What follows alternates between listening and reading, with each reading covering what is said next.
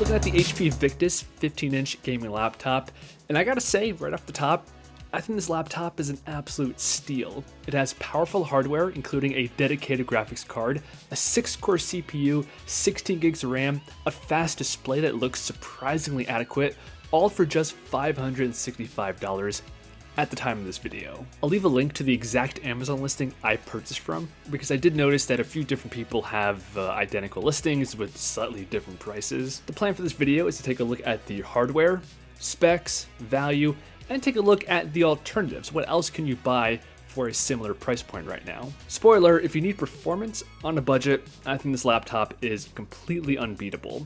Importantly, I will have a follow-up video going deep into the performance, doing a bunch of benchmarking to see where exactly the limits are for this machine. But this video will serve more as a general overview.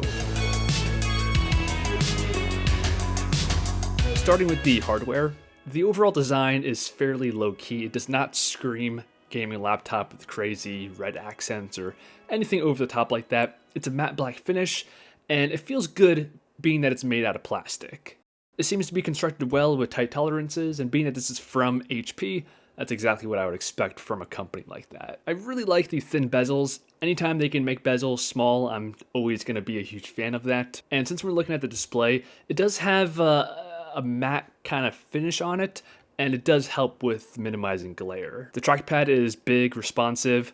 Keyboard is very average, nothing really to say here, except that it does have basic backlighting. It's just simple on and off with no brightness adjustments, but at least it does have it.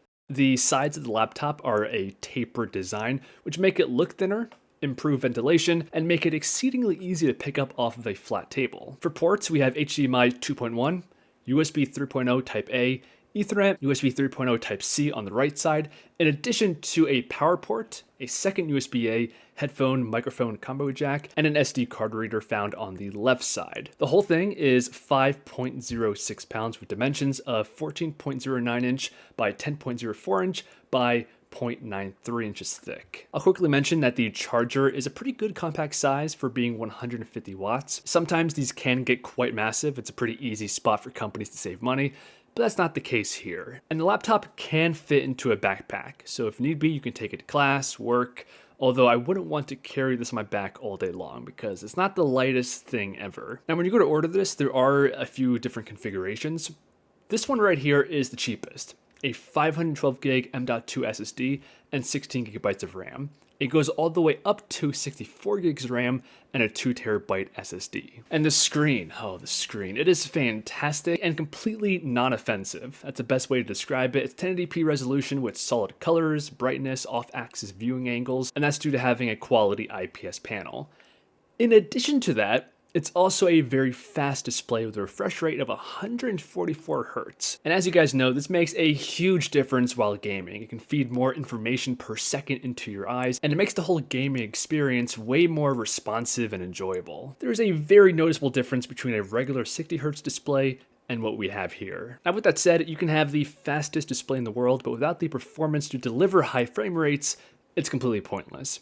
And at the heart of the system, we have the NVIDIA RTX 2050 dedicated graphics card with 4 gigabytes of VRAM. You guys might be familiar with the GTX 1650. This is a more popular budget graphics card. And in comparison to the 2050, the 1650 is older, lacks tensor and ray tracing cores, and generally will be about 20% slower than this RTX 2050. So if you're deciding between a laptop with the 650 and the 2050, the 2050 is a pretty solid upgrade for not that much more money. Now, don't get me wrong, it's still a budget card. It's not going to enable you to play in higher resolutions, but it will boost your frame rates and better utilize that fast 144 Hz display. Again, in my next video, I'm going to take a deeper dive into the performance, benchmarks, frame rates. But for now, I will mention that my primary game is Overwatch 2, and it runs at about 100 frames per second in 1080p ultra settings. And more generally speaking, I think FPS games is where this laptop really shines. You have that fast display and specs that can push high frame rates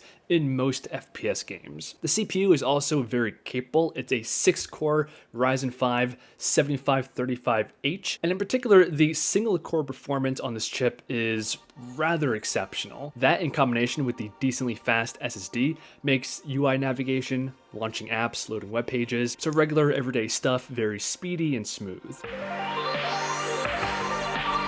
So that's the overview of the HP Victus RTX 2050, Ryzen 5 CPU, 16 gigs of RAM, M.2 SSD, a fast 144Hz IPS display, all for just $565. I've really been enjoying this laptop. I bought it to get back into some gaming, and that's exactly what I've been doing. So far, it's been absolutely fantastic. No rage quits due to dropping frames, stuttering, overheating. The performance has been on point. I'm very happy with this purchase, and I think it really is the best machine I could have bought for this purpose without breaking the bank. But to confirm this, we can take a look at what else you could have bought with that $600. So we can come to Amazon and filter by price, and these are all the options we have. After taking a look at this list, I found that this one right here, the Acer Aspire 5, is essentially the best alternative I can find. We have the Ryzen 3 CPU, which is quad-core, 36 gigs of RAM, 1TB SSD.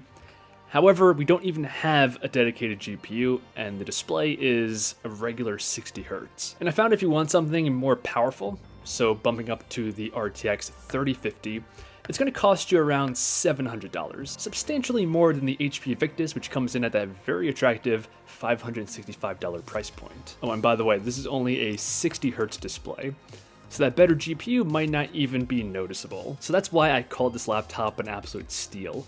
To me, it's head and shoulders above everything else you could find at a similar price point. One potentially more interesting comparison is with the Lenovo Legion Go.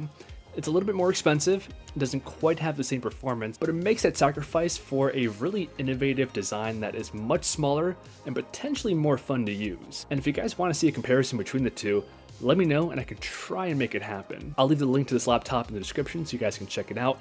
And as a reminder, I will have a follow-up video going deep into the real-world performance of this machine. So stay tuned, and I'll see you guys in that next video.